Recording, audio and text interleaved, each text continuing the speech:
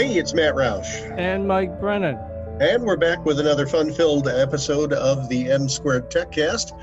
But we're going to start things off with a little bit more positive news about the redevelopment of a longtime vacant property with a storied history in suburban Detroit. So, Gary Roberts, why don't you introduce yourself to the audience here? Yes, so thank you, Matt and Mike. I appreciate the opportunity to be here. I'm Gary Roberts, and I'm the planner for the MITC, which is the Michigan International Technology Center Redevelopment Authority, which is governed jointly by Plymouth Township and Northville Township. Okay, and tell us a little bit about the MITC property, its history, and what's being planned for it now. Well, its history is very interesting. And the reason that this property has remained vacant in the face of what is otherwise a very prosperous neighborhood is because it's been under government and institutional control now for, except for the last couple of years, the prior 120 or so. In the early 1900s, if you were a bad guy in the city of Detroit, you were sent to a work camp, and it was called DeHoco, Detroit House of Corrections. And actually, east of Ridge Road, south of 5 Mile, there was a camp set up. But the work part of the work camp was that they had almost 800 acres of land that was available for farming and livestock. And so when the work that you did, if you were stationed, so to speak, at the work camp, was to go out in the fields and work all this stuff to create food and other things for the people of the city of Detroit. That's just how it went. It later went, and parts of it went to the state corrections for the Scott Women's Facility, and then the Detroit House of Corrections evolved from a camp to an actual prison-like building where they held more tougher criminals for a long time. That was closed in the 70s. The state took it over and ran it for a little while longer into the mid 80s, and then shut the whole thing down. And so it's just sat vacant for a long time, and it was sort of paralyzed in the corrections world because they didn't really have a property disposition section. So the Michigan Land Bank enters the scene, who is responsible to dispose of surplus state properties and challenged properties, and they kind of got the ball rolling.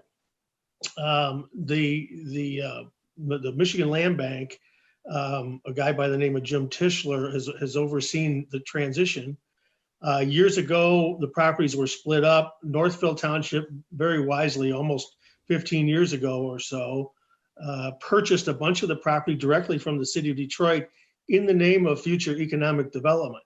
Similarly, Plymouth Township has a parcel. In fact, the city of Detroit still has one large parcel of it. So that's why it sat for a long time. Then the market sort of caught up with it. The demand was there. There are very few sites left along the M14 corridor for new high-tech research and development kinds of construction. They've been very successful in both communities attracting those, and so the need, or the demand, if you will, catches up with the property, and now we've got new development finally.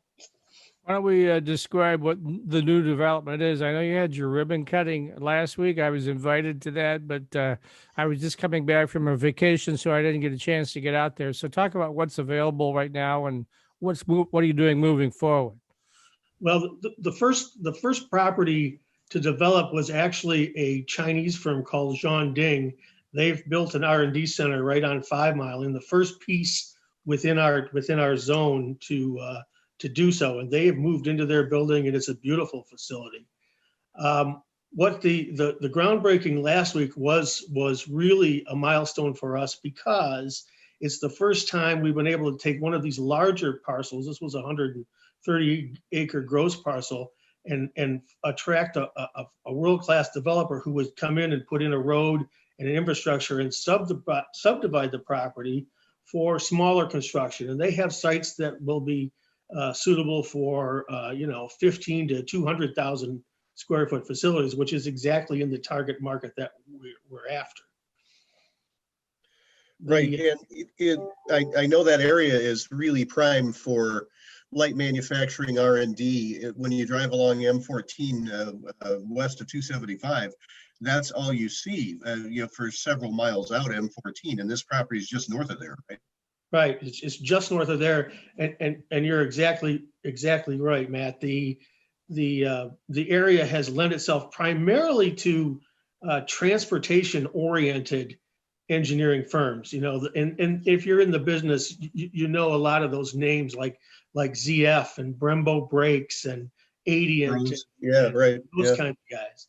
Right. They're all there. So, and that's been successful. The synergy of that was sort of a self-propelled thing until we ran out of sites to put any more. Yeah. So is that your anticipation then going forward? It was described as you're hoping to get high-tech companies. Would that be, since there's so much auto-related stuff in and around the Ann Arbor area, and of course in that particular area that we're talking about, do you anticipate that's what you're going to get is more auto-related stuff? Yeah, there's nothing exclusive about that, but that seems to be the synergy that we have. There are sort of three nodes for that in our metro market. There's Ann Arbor itself, there's the M14 corridor, and then there's Auburn Hills. So there are three sort of sub-markets that have lent itself to those kind of guys, and we fit right in the middle of there nicely. And is the fact that the U of M is right there and a lot of research comes out of the U of M, does this play into that? Is that what is attracting some of these companies, or what? I think so. I think the University of Michigan has a great synergistic effect for this kind of user, as does things like location to the airport, the ability to get downtown fairly quickly. A lot of these companies are internationally headquartered. And so there's a great emphasis on travel and ease of travel and getting to us. So that plays into it as well. And then go ahead, Matt. I was just curious, does this parcel include the former regional psychiatric hospital that was out there? No, that's actually up on 7 Mile. Oh, okay.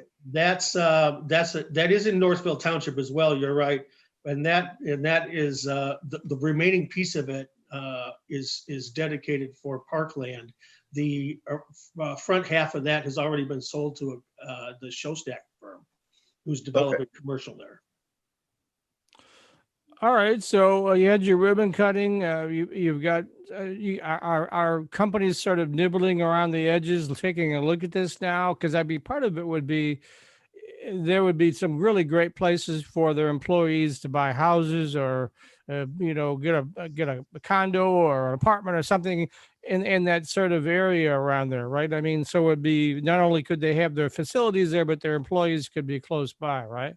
Right. There are two big drivers when it comes to the more of the personal side of it. One is that quality of life and quality of residential opportunities and school districts and all of those things. And certainly Northville Township and Plymouth Township have really a good range of product for people to live in. And the number of graduate engineers in proximity is also a very important piece that people look at. And we seem to have a high concentration of automotive related guys that live in and around that area. So that's certainly part of it. Yeah, man. Yeah, my former excuse me, my former employer, the Engineering Society of Detroit, is fond of saying that the Detroit area has more engineers per capita than any place else on earth. So there's plenty of talent, around. Right. Sure. And I think that's, that just generally, that's why a lot of these international firms and they're, Asian and European and everywhere focus on us because of that. I think there's some comfort in the synergy of seeing the success of all these related type firms around you, and then add that to the electric vehicle thing that's going on in Ann Arbor. This is really cutting edge stuff, and we have some great new facilities either in process or there now. Rivian, for example, is in headquartered in Plymouth Township. Right. Great stuff coming out of there.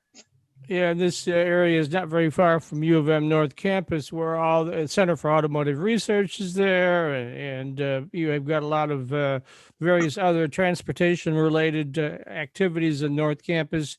Gosh, that can't be more than a 10-minute drive from where this is, right?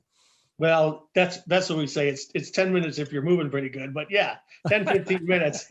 Well, if I'm driving it, it's 10 minutes, you know. Well, not during rush hour on US 23 now. Come on, let's be realistic here. That's, But yeah, you've got M-City, which is the University of Michigan's connected and autonomous vehicle proving ground. You've got the American Center for Mobility at the former Willow Run site that's near there too. yeah. So I true. mean, the opportunities for R&D there are spectacular. Yeah, that's our story. We think proximity, being there a little bit, sort of east of Ann Arbor, opens up access to both the big three headquarters as well as not that far to the Toyota Center. So everything seemed to fall together for us in location wise. We just need to get this next phase moving so we can entertain these platforms to get new stuff built. And like you say, you could just shoot down 275 and you're at Metro Airport. Boom, you're out of there, right? So yeah, we use 20 minutes for that one, but that's 20 minutes. Okay. All right. Good. That's our story. All right. Okay. So are you worried at all about the increase in remote work that we've seen in the pandemic, perhaps slowing this down, or what's your stand on that? If this was a pure office market, sort of like Troy is, and even Southfield to some extent, where you have a high concentration of purely office workers, I think that absorption is slowing. In our situation, these buildings have laboratories and specialized equipment and dynamometers and things that you just aren't going to find in an office context, and you're not going to certainly find it in your home office. So yeah, it's kind of hard to work on a 4-wheel dyno at home, right? Yeah, right, and that's right, and that's exactly the kind of buildings that we're building. And so I don't see too many people saying, "Gee, I wish we were working more from home because they can't." I'm sure to some extent some can and do, but largely the tech side of it requires the facility. We got about a minute left, so why don't you provide the information that anybody interested in learning more about this development, how they can reach out to you and other folks? Well, Mike, thanks for asking that one. We just in the time of the groundbreaking ceremony, we also launched our brand new website, which is mitc-usa.org, and that has a connection to all the properties, diagrams, and contact information that you could ever want. Traditional four-year students love Lawrence Technological University's thriving campus life, but LTU has always met non-traditional students' needs too. Lawrence Tech offers over 100 degree and certificate programs that can get adult students started or back on track. And most of our classes are conveniently offered evenings at our beautiful Southfield campus or online, so you can balance your social, family, and work life even while you power up your career. Lawrence Tech, where Blue Devils dare.